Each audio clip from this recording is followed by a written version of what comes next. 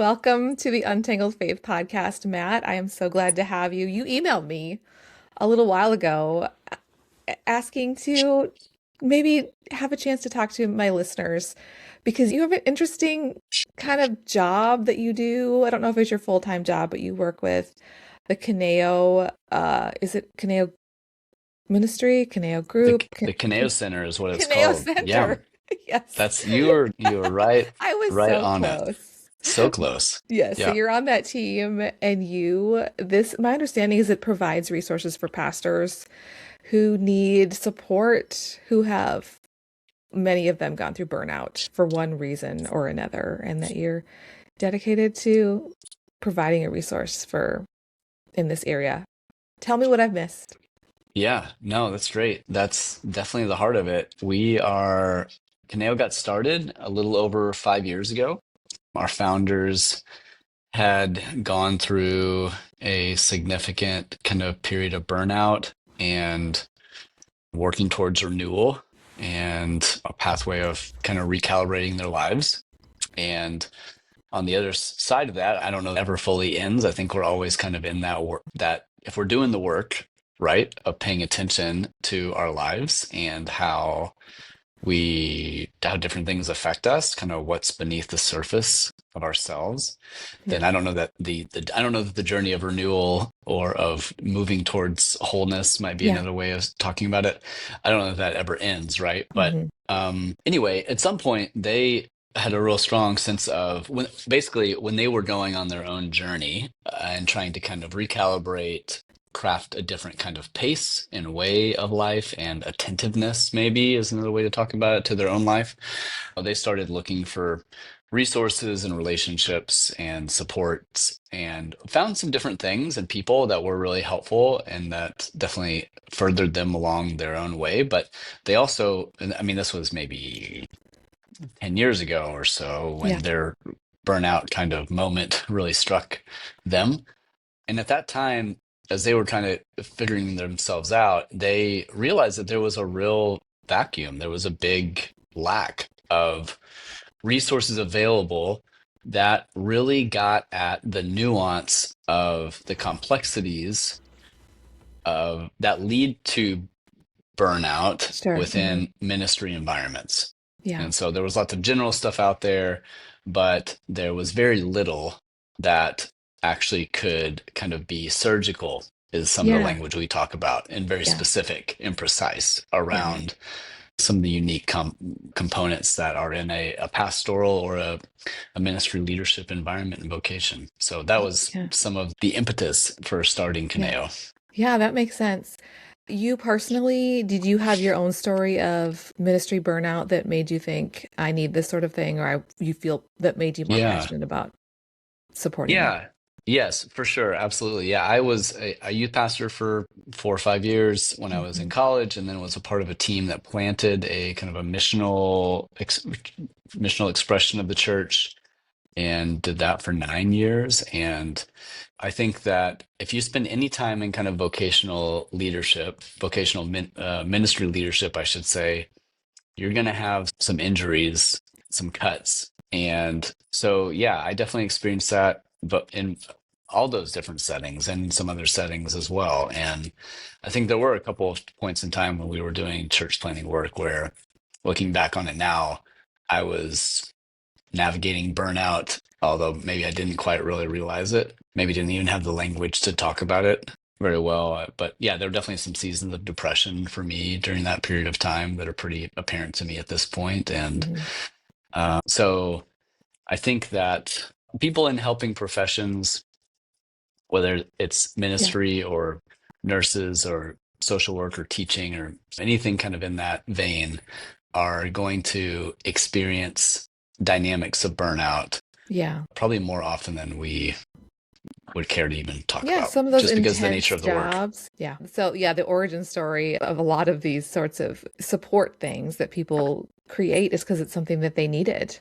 They Sure. think, what can I make that I wish had existed before? Mm, And I that's think right. we see that over and over again. And that makes sense when you Right. talk sort of about the origin center of the Kineo Center. So Yeah.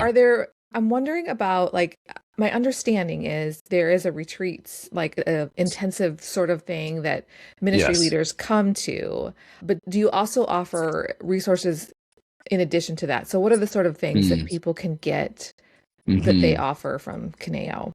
hmm Yeah, we do a few different things, and we're still kind of new in a lot Sure. of ways. I mean, we're about 5 years old and You're building as you're flying it. still building the airplane. A big chunk of the airplane has been built at this Yeah. point, but still learning and Yeah. trying different things out. And we always want to have that spirit of experimenting and trying to find things that are actually helpful for people. And so I should also say that, I mean, we work and do retreats and other different types of things for people who are coming at it from different vocations than just Mm, ministry leadership. So it's sure. not exclusive to ministry leaders, but the founders and I have a ministry leadership background. And so that's kind of where It's a your lot natural. of, yeah, that's kind of where the natural fit and connection comes from. So yes, we have a retreat center in Puerto Rico. It's an amazing, that's where Dan and Tanya, our founders, live. And they moved there a little over 5 years ago with their boys and set up shop and got to work. And Wow. it was a huge change for them. I mean, that was some of their even own personal understanding, was that they had been kind of living and working in a very fast paced, excuse me, urban environment, Yeah. and some of their own sense of the next season of life meant a bit of a location change, weather-wise and for some other things. And so Yeah. warm, being in a warmer, less slower environment was important to them. Yeah. And it also aligned really well with kind of starting the center. So we have this amazing little property right kind of in the eastern part of Puerto Rico. It's about a 10-minute drive from the beach. It's kind of in the jungle, the foothills of the Puerto Rican rainforest there. And it's just a lovely spot to do a retreat, Yeah. to get away from your environment and be in a really beautiful natural setting and have some good pineapple juice and Yes. relax a little bit, Yeah. take a Tell me about, nap, all that stuff. I'm curious about tell me about the person that comes. Are they coming because somebody said, you need to do this? Mm, Something's wrong. Or is it because they right. have realized I cannot sustain whatever is happening and I need support? Tell me about Yeah. what the posture is of the person that arrives for I a mean, they're retreat. definitely, yeah, great question. Yeah, there have been some folks who have come kind of out of a sense of obligation because we think, someone else told them you need to do this or whatever.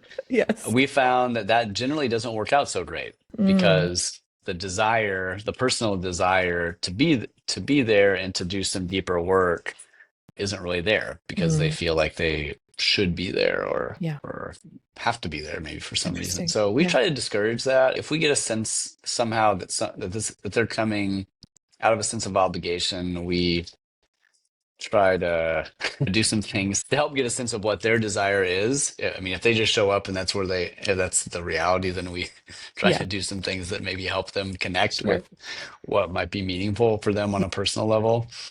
Most of the time, people are connecting to us because they have a real sense of need. They Yeah. have a sense that of exhaustion or of severe maybe sounds like it's too like it's anomaly, but of significant loneliness. Sure. Sometimes there are mental health challenges that are wrapped up in this, and we're not therapists and Yeah. don't offer therapy, but that is sometimes mixed in, of whether it's depression or something else. So the way I typically talk about it is that if you can imagine kind of a continuum, on one end of the continuum might be someone who is in a kind of a crisis state. Yeah. Something very acute has happened to them, or yeah, sometimes through nothing to do with of their own Yeah. doing. It's something that has happened to them. Sometimes it has happened because of them, and Hmm. they're in a crisis moment. Their life is unraveling. Their vocation, their sense of identity and vocation and family at times is really shaky, and they're connecting to Kineo because they need a lot of support and they Mm, need someone to really walk alongside them who understands not just what it's like to be a pastor and the challenges that come along with that, but who also is walking with lots of other different types of ministry leaders and has Mm. kind of not just, we don't just have our own experience to draw from at this point. We've got Yeah. lots of kind of exposure to what's happening kind of in the pastoral world in the West at this point. And so there's a lot of resources there that are kind of at our disposal that can be helpful for Yeah. people. Yeah. And so usually for someone who's in that kind of spot in a crisis scenario, they're going to need more support than just Kineo. They're going to Hmm. need to work with a therapist. They're going to need probably some local support relationships and structures to really help them navigate that kind of a moment Hmm. for them. So that's on one kind of extreme of a continuum in terms of Yeah. people who are connecting Hmm. to us. On the other extreme of the continuum is someone who's a ministry leader who would say, I'm doing pretty well. I feel pretty healthy. The ministry is relatively healthy. And Preventative there's maintenance, maybe. sometimes it's preventative. Yeah, which is wonderful. We are definitely in the business of preventative Yes. care and Yes. support. And I think that that's some of what those people are looking for is I need someone to help me do deeper inner life work and paying attention to my story. Oftentimes it's someone who's been in ministry for 20, 30 years at that point, and they realize that there is stuff in their story that they haven't really paid attention to in the way that Hmm. they need to. Yeah. And oftentimes they're thinking about how do I finish well? Yeah. They're in their 50s and realize that they're looking to lead in their context or in some type of context for another 10 years or 15 years, something like that. Yeah. They're looking forward in that from that kind of point of view. And so they're looking to do some deeper inner life work that we can help them do, but they're not in a crisis place. Most Yeah. people who connect to us are somewhere in between. Yeah. Most people are tired, are disillusioned, vocationally, they have some significant vocational disappointments. Hmm. Many folks are in a period where they are really wondering if they want to keep doing this or not Yeah. Yeah. and are trying to discern that. And we can help to offer some space for them to do that in a confidential, caring way. Yeah. Yeah. That makes sense to me that there would be the spectrum, but then also then a bunch of people that sort of like land closer to that. I just feel really exhausted Yeah, and I don't know what I need to do to be able to sustain this or if I want to for that's the right. long haul. I listened to a It's conversation you difficult to had. make. I was just going to Yeah. say, it's really difficult to make those types of decisions when you're in a place of exhaustion and Yes. discouragement. Yeah. Right. And that's where a lot of pastors, I think, find themselves. And so people who are in that spot who connect to us, I think are looking for, they even have, maybe they wouldn't say it quite like this, but they recognize I'm in a rough spot. I don't want to just quit because Yeah. I'm tired or Yes. I'm really, really tired. Yeah. I want to, if I'm going to make a change, a shift, I want to have more be a part of Yeah. that discernment than just my exhaustion. Yeah. So there's a Um, sense of faithfulness, I think, with that for a lot of people. yeah. As I was saying, I was listening to your conversation with Tom on liminal living, and you had a really interesting conversation about burnout and Mm, the causes yeah. of that. And so I think burnout's a really big, maybe sort of vague Yes. phrase. We often Yeah. hear pastors say, I need time away, I'm burnt out. We've heard Mm, some people use that as a euphemism for something they would rather not say that they did. right. But Sure. like, Yeah. Sure. but there was a pastor in Nashville that said he was stepping down because he was burned out. But then we found out Yeah. later, well, he Yeah. was Right. really Right. not. It's all the shady stuff going Yeah, on. there was some Right. stuff going on there. And, Sure. but like for sure, pastors are burned out. They get burned Sure. out. And it's not Sure. necessarily, I'm saying this so that I don't have to tell you something else. It's a real thing. And so I'd Yeah. love for you to talk us through some of those causes. I think you said Yeah. there's like four things that sort of encompass the majority of what you have seen in like surveying people and working with them. Can you Yes. tell me more Yep. about that? Yeah, so we could do a really deep dive into this. I think Tom and I had a really long conversation about each of these four. The first kind of thing when we talk with people about burnout is that I think it's a common, oftentimes the way we tend to talk about burnout, or at least have in the past, although I think there's been not just with Kineo, but across the whole, a lot of some really good work around burnout in general has come out. So I think there's a growing, more nuanced understanding about it. But burnout has less to do with the amount of work or the number of hours that you're Mm. putting into your work each Hmm. week, and more to do with the amount of unprocessed pain that we're carrying around. Oh, okay. That makes sense. So it's not, and I'm not trying to say if you're working 70 hours a week in whatever you're doing, it could be any kind of work, that's necessarily like a great move. I'm not Yeah. trying to, I'm Yes. not trying to encourage you to work more, but it really isn't about managing your schedule better. Mm. It's really not. Although there may be some wisdom to that, but it's really about what's going on beneath the surface of your life and the injuries and hurts that we carry around with us that are that we have buried, that we're have intentionally chosen to not pay attention to or to not Yeah. process through, or maybe there's some other dynamic going on there that causes us to be pretty unaware of them or numb to them somehow. Yeah. So I think that's an important thing to say and to think about, so that just to get clear on like the core source of the burnout isn't Not time X. management. Yeah. Yeah, it's really not. Or just, yeah, if I had a better scheduling tool, somehow my schedule would be more in control. Yeah. It's much deeper and more nuanced than that. So, yeah, the four things that we have kind of narrowed down with, we've had almost 700 ministry leaders who have connected with us for some kind of a retreat, whether that's a group retreat or a personalized retreat in Puerto Rico. And we have done some kind of data analysis, I suppose, mainly qualitative, Sure. Yeah. about kind of where they're coming from, what's going on with them, how their bodies are responding. Oftentimes that's how people kind of get woken up to what's Yes. going on, right? I I'm think sure you're very, right. Yeah. Our bodies are like, something's wrong. yes, that's right. And Yeah. yeah, otherwise, yeah, our minds can play tricks on us, or we can like believe all sorts of things that aren't really Yeah. true, but our bodies keep the score, right? Our bodies Yeah. don't lie to us and they help Yeah. us. It's Yeah. what a gift our bodies are to help us see things that are very true. Yeah. Anyway, so we kind of, with working with these folks, we've been able to distill it down to four kind of big buckets of things that are going on. And I'm just going to pull up a document because I have a tendency to forget things. So this will Yeah. help me. Is your pop All right. quiz? Yeah, the pop quiz. Yeah.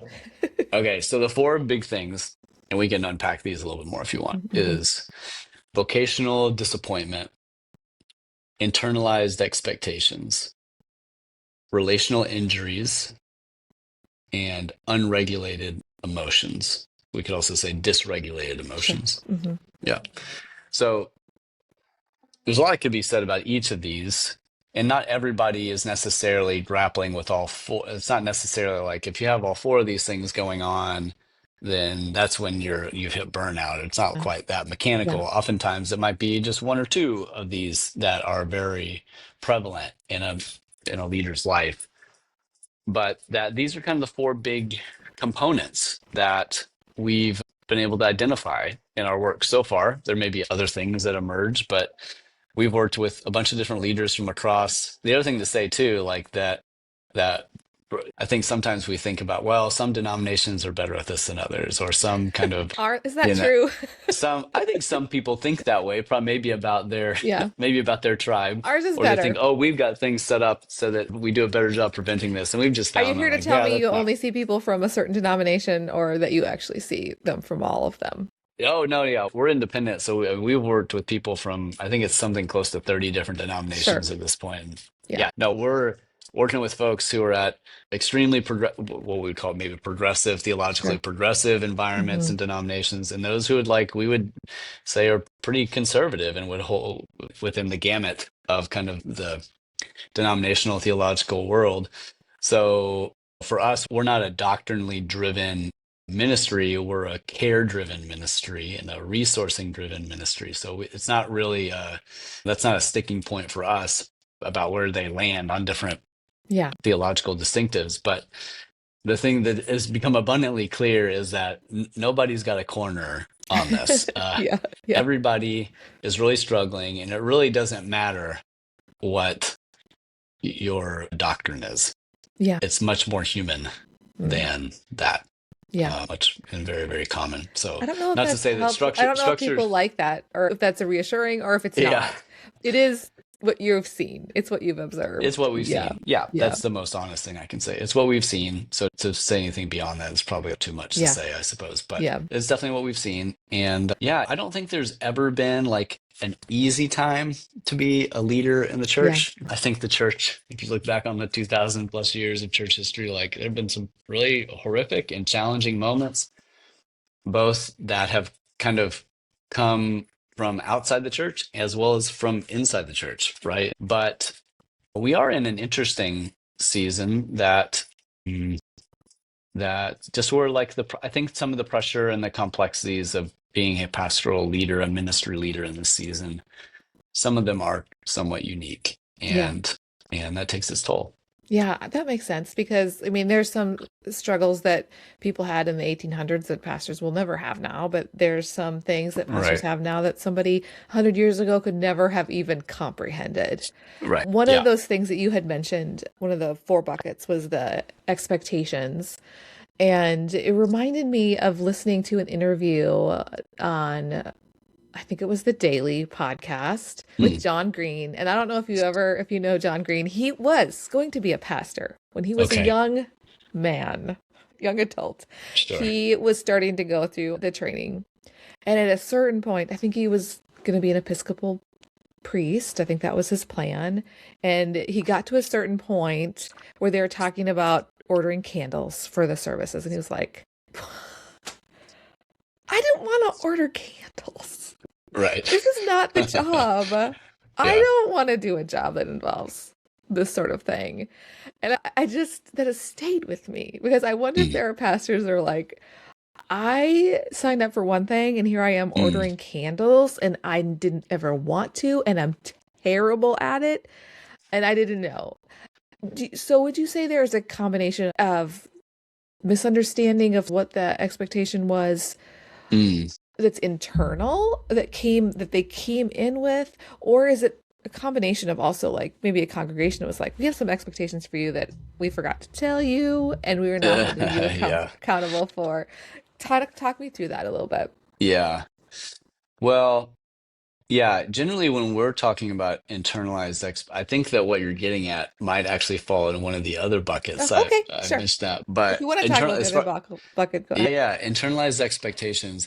So generally what we've seen is that, like, again, as a one of the components where someone is reaching a point of burnout, where a point of exhaustion, a point of um a real loss of interest and passion in the Sure. work, in the Mm, sense of, hmm. in a ministry context, the language of calling gets used, which I know is complex. Very It's loaded. very loaded, right? I don't know Yeah. if we want to go into all that, but like Yeah. the sense of vocation, maybe is a better word, Mm, sure. where the passion and the energy for that has really run dry. And so that's some of what burnout is, what we're talking about when we're Sure. getting at this language of burnout.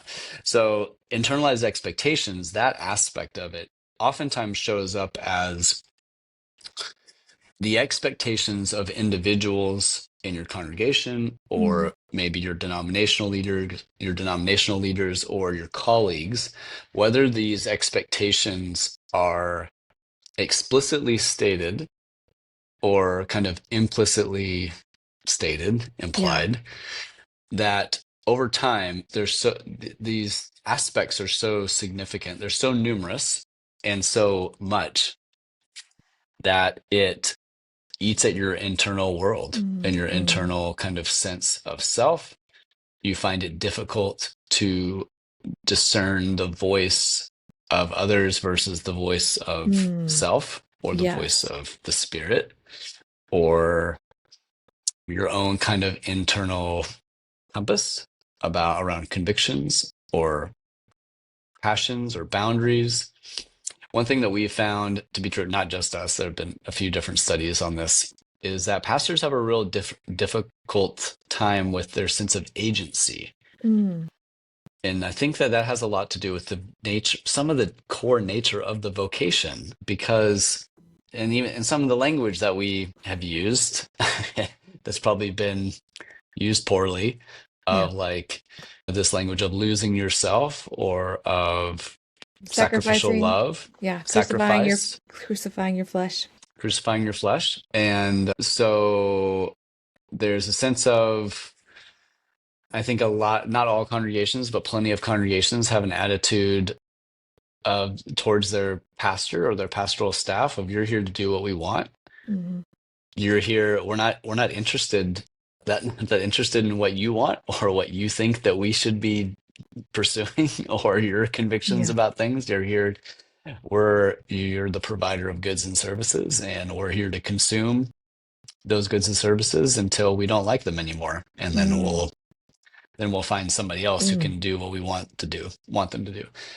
Now that's like a really kind of stark way of talking about it, but yeah. I do think that that kind of dynamic shows up in big ways and in small ways throughout most congregations in the United States. Some of that Yeah. has to do with our wider cultural context around consumerism and around the way that we've kind of created church, but that's a whole other big thing, big Yes. conversation. Yeah. Um, I know you said that sounds like sort of a big dramatic thing, but to be consumed, this is the moment we are in.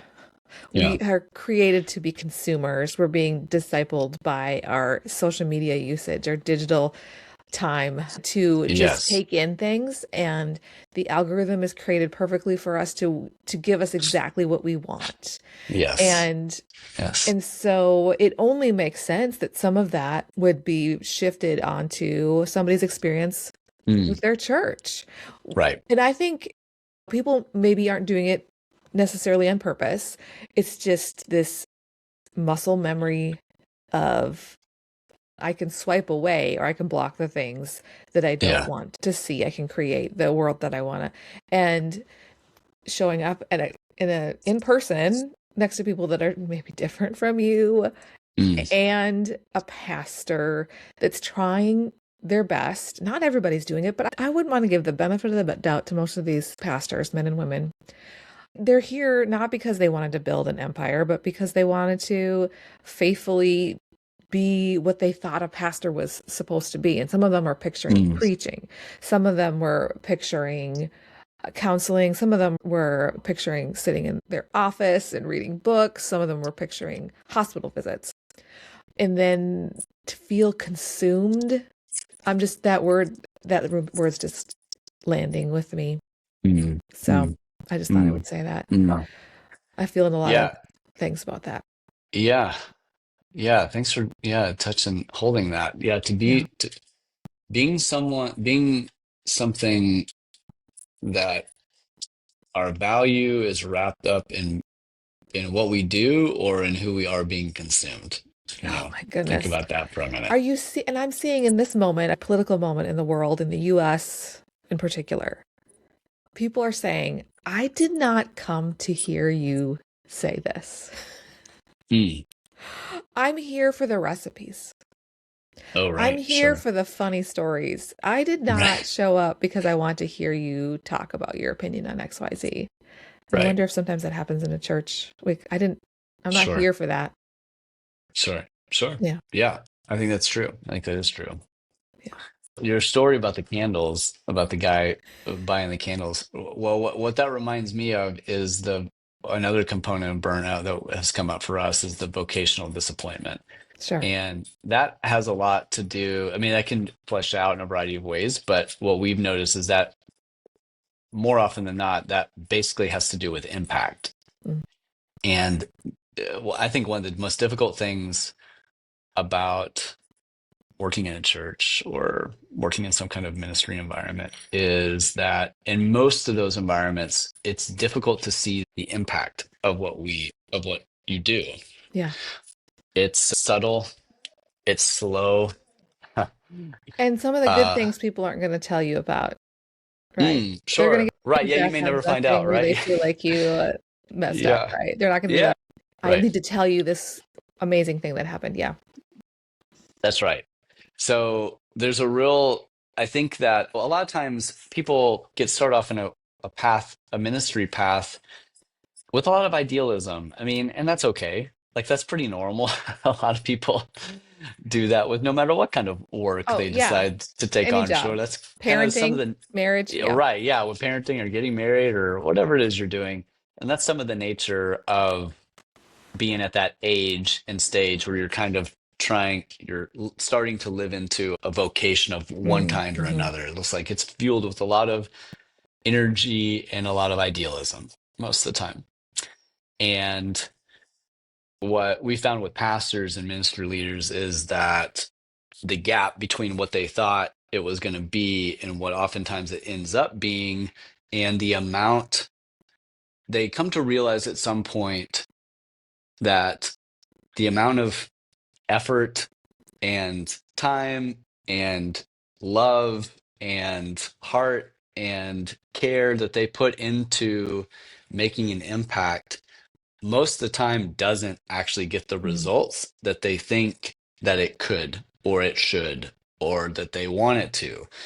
And that is the fact that and it happens over and over and over and over and over again. They realize, coming back to the agency thing of, oh, it doesn't matter what I do. It doesn't really matter. This doesn't seem, and this is too stark. Of course, it matters in some sense, Yeah, but it yeah. doesn't, the effort doesn't get the results, right? And that is really just uh, what's the word I'm looking for?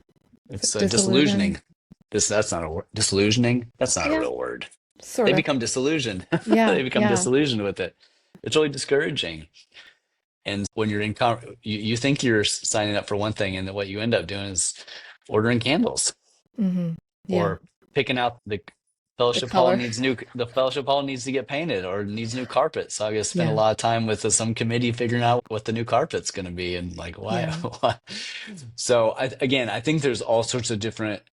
Some of this has to do with like the nature of what being a pastor in the United States yeah. anyway It's very has culturally become. specific, cultural and era Right. specific. Yeah, it's Yes. changed. If you'd ask somebody in 1980 or in 1870 and compared it to 2026, Right. the answer would be Right. different. Right. Yeah. I think vocational disappointment probably has always been something that ministry leaders have had to navigate in one form or another because we're human beings and we do have the thing that kind of gets us going in this type of work is passion oftentimes and a real sense of excitement to make an impact on the world Yeah, yeah. somehow. Is that vocational disappointment as people are working through that, maybe during their time at the retreat? Are there times where they're like talking through things and realize what the thing that I felt called to do and that I felt really passionate about, this church doesn't want me to do that. Mm, And what do I do with yeah. that? I mean, Yeah. do you see that happening? I would feel like that would be Yes. a really hard moment to wrestle through. Yeah. Yeah. This is something coming awake to the reality. Sometimes being in a safe space with a safe person who has no other strings attached allows you to accept your reality. You've been in denial. Your body knows, Yeah. which is Yes. why you're tired, why you're exhausted. You've been in grief. You've kind of been grieving, Yeah. essentially, and then been in denial, maybe.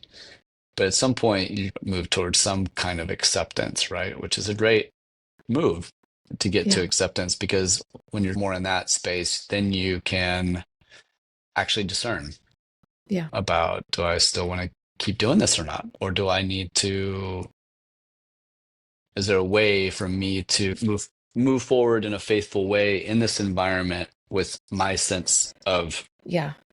or It's of it's passion or nuanced, right? yeah, I mean, that's right. every one of us, if we've ever worked somewhere or had a role we had to do as a parent, a spouse, as a ministry leader, there's going to be parts of the job you don't love. Right. And you can't just create a world where you only do the stuff you love. Yeah. Like, Yeah. that's not really my thing. I don't like Unfortunately. people. Yeah. I'm a pastor, but I'm not really into the people so much. So Yeah. Yeah. Good luck Right. with that part. I'm Right. gonna go write some sermons. And Yeah. I think figuring out what it is that you just need to like get better skills at and figure out, Yeah. and Yeah. also like who can I surround myself with that can help Right. me where I really am never going to get to that level of being the Sure. person that does the premarital counseling or, whatever it is. And Right. figuring out that difference between I will never be able to do this and I need to be willing to do the thing that isn't the most natural thing. So Right. Yeah. you figure That's that certainly all out true. in 1 week, right? Yeah. Well, yeah. No, I Two mean, weeks. it's, yeah, maybe 2 weeks. Yeah. Well, we having a pause, some kind of a pause, whether it's a Yeah. retreat or a sabbatical. We work with pastors on sabbatical and have a pathway. It's called our sabbatical pathway that we do. Whether it's something like that, I mean, that can be a real gift for someone doing a sabbatical. And part of why sabbaticals are really important Yeah. because the difficulty of the vocation is so significant that, yeah, whether it's a retreat or something like a sabbatical, having space to pause, recalibrate a bit, and hopefully get some kind of a sense of not necessarily if you should change vocations or not, especially if you're just there for a week. There's not going to be any magic Yeah. bullet probably that's going to happen, but a space. Pastors are oftentimes, most of the time, the ones, again, I know there's all sorts of terrible examples of pastors not doing this as well. So we Yeah. don't mean to say that this happens all the time well, or if at all, or Yeah. that terrible things don't occur, because that certainly is true. But for the typical pastor and the typical church in the United States, which most churches in the United States are under 100 people, they're Yeah. small local congregations. There, the pastor is the one who's kind of offering the care and very rarely receiving much care Hmm. or presence. And so that's a lot about what we're trying to do is to meet folks, right? These folks right where they're at. And usually when folks, pastors oftentimes are really terrible. I know I have been very, very guilty of this, of putting on the facade, like Hmm. putting on the pastor hat Yeah. and I'm fine, I'm good. And if they're connecting with us, usually they are at a point where they're willing to drop the facade, Yeah. at least with us. Yeah. And that's really good. That's a good move Yeah. to start to work towards some, hopefully some better congruency Yeah. with Yeah. their life. Another thing you had mentioned, one of those four things, was that relational rupture. Mm, I yeah. think, and I don't know if this is part of that, but I think there's a lot of lonely pastors that aren't Yes, sure who they're allowed to be friends with that's right. and what kind of boundaries they need to have and who's going to be upset if they're closer with somebody. This is like a woman thing more, I think, where they're like, why is the pastor's wife so best friends with Susie and not Mm, with me? But like right. for Sure. any pastor who is leading, trying to figure out who can, where can they show up as somebody that's a person that will be Yeah. their Yeah. friend. Tell Yeah. me about that. It's very difficult for pastors, not impossible, Yeah. but it is challenging in a unique way for the pastor to show up as a human being in the congregation to a certain level of vulnerability. And so, yeah, there's a lot of loneliness. The relational injuries come from some of this dynamic that you're talking about of, do I have friends here or not? Can I trust people with something hard, maybe that I'm going through at home or that I'm processing through? Or is that too vulnerable to enter Yeah. into? Yeah. All those types of things. I mean, some of it comes down to there have been significant relational disagreements or ruptures, or where people have done things to the pastor or spoken away to the pastor that they probably never would to anybody else, Mm, but they think yeah. that they have a right to somehow, or they can act in any way that they want to because they are a good to be consumed, not Yeah. a person to be Yeah. known, and a mystery to encounter, a soul to love. Yeah. Yeah. So a lot of stories for us are of kind of relational injuries that have never really been processed through very well, either from someone in the congregation or a group of people in the congregation ganging up on a ministry leader. That happens pretty often. It's actually a really common story. Mm, Or a peer, maybe someone else they were on staff with, who they thought was more of a friend, and then find out actually that they have been talking behind their back, have been sharing information that's been passed on. It could be a mentor. There's lots and lots of stories of someone, particularly if they're younger in their ministry journey, in their yeah. 20s maybe or something, and Yeah. there was a mentor, an older pastor or denominational leader who was harmful to them emotionally or in some other way. And that's a significant wound. So people get started off in ministry for all sorts of different reasons. Yeah. Yeah. Uh, and not all these are bad, but they're mixed, right? There's oftentimes a sense of like excitement and passion for God, and there's oftentimes a sense of emotional woundedness that they're already carrying into it because of the way they grew up, their family Yeah. of origin dynamics. There's something that's lacking where they are trying to get that sense of community filled through being the good pastor boy, Yeah. the good pastor girl, whatever. And not too dissimilar to why there are plenty of people who get started in a counseling vocation because they, maybe really benefited from counseling themselves, but also have some issues that they're still kind of working through. I think this happens in ministry settings as well. Sure. And so none of that's bad, but I don't think any of us, I think we're just all a big mixed bag. And uh, we need people to help us sort through that. And the relational injuries oftentimes come as a result of the way we are treated, as well as our own kind of inner needs not getting met. And there's a collision there that creates Mm, this relational pain. yeah. Whereas you and I are very different people, and we could have had a mentor that treated us or acted in a certain way, and it might have been really wounding for me and not so much for you. Mm, And a lot of that has to do, not so much, some of that has to do with the mentor, of course, but some of it has to do with us and what we're bringing into the yep. relationship, Yeah. right? And how that hits us. Yeah. So that's some of the nuanced work that That's just tough. takes time to unpack. Yeah. Yeah. If you were on a leadership team of a church, maybe part of an elder board or governing board or whatever it's called, where you part of your job was to hire a pastor, Mm, be on a team that provides some accountability for the pastor, helping make decisions about sabbaticals and all the things. What would you wish they knew, or what skills would you encourage, questions you would give them to ask? What would you say if you had a chance to maybe sit down with people that said, I want to be a really good, healthy leader that works with yeah. our pastor and for the benefit of our congregation, for the benefit of the pastor, and to faithfully follow Jesus. Like, help me, Matt. Yeah. if I was, if I was hiring somebody Now, if you got to or sit with somebody who was in yeah. that position to do that, and they're like, how can I be the best person to be Mm, that?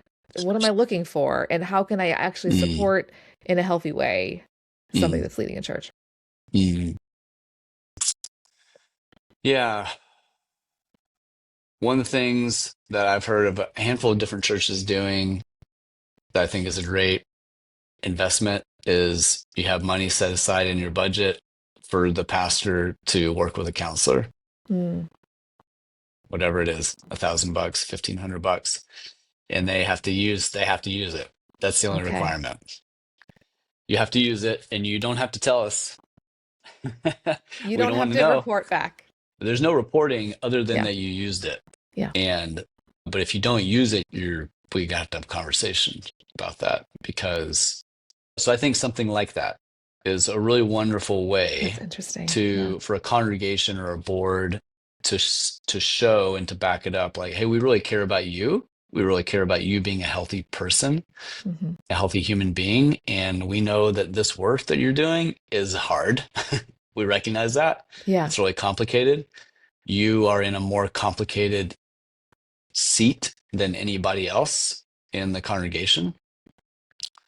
And we want you to have space and resources to help you sort through that. Yeah. I think something like that is really wonderful. I mean, there are other things that can be said about other types of experiences or like creating margin in a pastor's life to navigate that. That's one very practical thing. Yeah. There are other practical things too, like a sabbatical policy, for example. I just came across a church, actually, a guy I was talking to who's looking to do is going to be doing a sabbatical later this year and is talking with Kineo about going through our pathway while in the sabbatical. And they have their policy is that any full-time staff member every 5 years Okay. can do a 3-month sabbatical, which is the best I've ever heard in terms of a policy for a congregation. Hmm. That's awesome. Yeah. Again, that's a recognition and a value on not just the function, not just what we get out of these people, but on them. Yeah. And it's, I think, a really great resource that is underutilized Mm, in yeah. the West anyway. And There's so many so, positives, I think, of that come up, not just the time away, but mm, that having to prioritize it, a church that's willing to right, prioritize it financially right. and planning wise and leadership wise, that says this whole place doesn't rise and fall on one person. That's right. If we Yeah, cannot give somebody a sabbatical yeah, regularly to have time away without falling apart, we have a bigger problem. that's right. We have a bigger problem. I think that's a great one of those preventative things. I think Yes. sometimes churches feel like that's a luxury that only people, Mm, it's a luxury, not a necessary thing, mm, that they could hmm. maybe get to it if they can, but it's not like top of the line. It's not above the line. It's like it's below the line of after we, Yeah, meet the Maslow's hierarchy of needs. right, It should be really close to that right, line. right. Yeah. Yeah, absolutely. It's crucial. I found it to be crucial. I mean, the stats don't lie. We've looked at the Yeah. stats of churches that have a sabbatical policy and that is actually followed through on. The pastors stay at those churches longer. Yeah. So it's all kind of about your resources. Like, well, do we want a resource around this, or do we want to go through a pastoral search every 5 years, Ugh. Yeah. every 6 years? Yeah. Because our pastors know that if they were to propose getting a sabbatical, it's going to be a big fight. It's going to be a big, which that's oftentimes some of the stories we hear is that the pastor is the one that has to like really advocate for Hmm. themselves to have to do a Yeah. sabbatical, and that's just not a great Yeah. situation to be in. Yeah, if the place doesn't So value it, that's a hard thing. I yeah, mentioned before we started recording that a lot of my listeners have come from an experience of being hurt in a faith yeah, community and probably by leaders. And some of them are listening and they're mm, wondering, mm, how do we know, Matt, that this person isn't just going there to give themselves legitimacy and say, look, I did it. I went. Uh, and I'll give you an example. My husband used to work for Dave Ramsey, and during one crisis season, they decided to like make this dude go to a intensive counseling thing. The guy didn't really necessarily want to, but I mm, I really got the impression that they wanted to be able to say, yeah, we sent the person away. They did their mhm. week and they're Right, back and right, we're good. We've seen the same thing happen with higher profile Christian celebrities that brag about going to these like intensive places and sure, then like you're reading an article about them the next year about how they yeah, were a yeah, serial sure, abuser. But sure. because they said I went to the place, people were like, "Oh yeah, you must be healthy." What do we look for to see that this is actually a real thing that somebody did? They're really taking it seriously and Yeah, not just wanting to say they had the certificate and put in the time. yeah.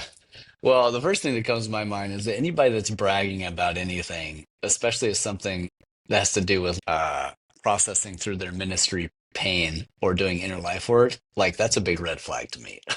Yeah. Whether they're bragging about it on social media or in a person to person conversation, or maybe not bragging, but kind of making sure that you know about it, which I guess is a form of bragging, that tells me that something's off. Yeah. That this was like, yeah, a box for you to check off Yeah, I somehow. mean, That this wasn't I can almost set my watch by it. If there's a crisis that happens that we read about with an right, evangelical leader, right. a month later we'll find out, oh yeah, we immediately went to the place and now we know Yeah, our yeah. childhood wounds are dealt with and we're Oh, like right. if I Yeah, hear one more time they yeah. went to the place that will not be named, I don't think it's working. I think it's maybe working for Yeah, some, but for yeah. some people they just wanted to say I did it. I looked at my Yeah, wounds. sure. Yeah, sure. I think yeah, again, I mean, kind of what we were talking about earlier. I think the journey towards renewal is long. Yeah. And if there's been some kind of major ministry leadership fallout or something that has occurred Yeah. that is, there's no snapping your fingers and like 6 months later you're all good. I think this Yeah. is a long journey, and whether or not someone should return into a ministry environment or not takes a lot of discernment and takes Mm, time. yeah. That should not We're be just not great at a that. quick fix. Right. Yeah. So Yeah. this is part of it is like Western culture in general is like doesn't really like the discerning dynamic and the time, the length of Yeah. And time. I think it You know, two things kind of feed into it. One is a person that really wants to get back on the horse and get back sure. and do it. And then also like a community that says we can't afford to just have you out there figuring yourself out indefinitely. Yeah, sure. Sure. And, you know, Yeah. Yeah. that's a Yeah. really Those are rough both combination. right. Yeah. That's very true. That's very true. Yeah, I don't know. I think that this is every situation is a little bit different, but Yeah. I do think for someone who's been in some kind of significant public facing profiled like they have a bit of a public persona or public Yeah. profile to them, Yeah. and something has occurred where they shouldn't be in their leadership role anymore, or at least for a period of time. I think the journey probably needs to be slower. Mm, And I know that like, well, how does that practically work and all that? I'm not gonna like presume to know how all the yeah. practicals might work, but what Yeah. I would say is that there being in a position where you have this kind of public influence adds a whole other layer, Yeah. maybe multiple layers of complexity that need to get unraveled and work through. And whereas a pastor who, and I'm not, that's not to say that, yeah, a pastor of a normal sized congregation, again, around 100 people or so, doesn't have those types of Mm, dynamics. That doesn't mean that what has occurred is any less yeah. problematic or Yeah. that doesn't need to take time too. I'm just saying Yeah, that it's a there are different, I extra think you're right. layers. It's not, I Yeah, mean, who are they performing for? That 100 right, people? right. When Yeah, you have a big platform that's like really public and you feel like I need to get back to it, there's another level yeah, of yeah, pressure. And yeah, also we do have this sort of this tendency in the evangelical world to like, oh, what a great testimony I have now. sure. It's all That's wrapped true. up and now I That's went true. and it's better. I was lost and now Right. I'm found. And Mm. now I'm going to go on the podcast tour and tell everybody about what I figured Right. out about myself. And I Right. love what you said about slowing down. Slow Mm. that process. Think about slowing it down and then slowing it down even further. When my son was learning to run, I said, in order to learn to run, you have to run slow. You start really slow. And then I want you to know when you think you're going slow, you're not actually going slow enough. You need to slow it Mm. down even more. You'll know by your heart rate. And because everybody starts running and then they get to the end of the block and they're like, who could ever run a mile? Like who could Right. they couldn't because you're trying too fast. You're not there yet. You need to go so much slower. And you know what? You can maybe you'll never be a runner, but I can tell you what, you might be able to enjoy running in a way you never thought if you change that pace. And Mm. maybe you could apply that. Here's my sermon illustration, right? Sure. There it is. Here it is. You might be able to enjoy this ministry job if you Mm. change the pace. The pace is a big deal. Expectations about the pace, both your own Give yourself expectations time that have to, to be, yeah, yeah, invest in and being the healthy. external. Yeah, that's right. Yeah. Yeah. Yeah. I do Absolutely. appreciate you being willing to like answer some of those hard questions. I think it's really hard. I believe pastors are in a hard position. There are a lot of faithfully leading men and women that serve as Sure. pastors. And the really good ones understand that they have to deal with the baggage from the bad ones. Sure. And then there's, congregation people that are members and attenders of churches that are trying to figure out how can I be discerning Mm, and sure. learn something from the bad pastor experience I had while not unnecessarily placing that on the next one. And I just think it's not going to be an ongoing team effort Yeah. uh, of over the long haul of for someone that's been harmed. I know I need to Mm, remind myself, this is not the mm, pastor. This is not that person. mm, This is not that person. If they sure. say something I don't that makes me uncomfortable or they do something, I can say, is this a pattern? Mm, Or does somebody sure. have a bad day? Sure. Because Sure. I think if you give it time, you do see there's a difference between, man, I bet that person something happened, where you feel like it's off, like what happened? Mm, Did they have a bad weekend? This does not feel normal compared to the dude that plagiarizes Mark Driscoll every week. That's a right. Sure. difference. Sure. I had that experience.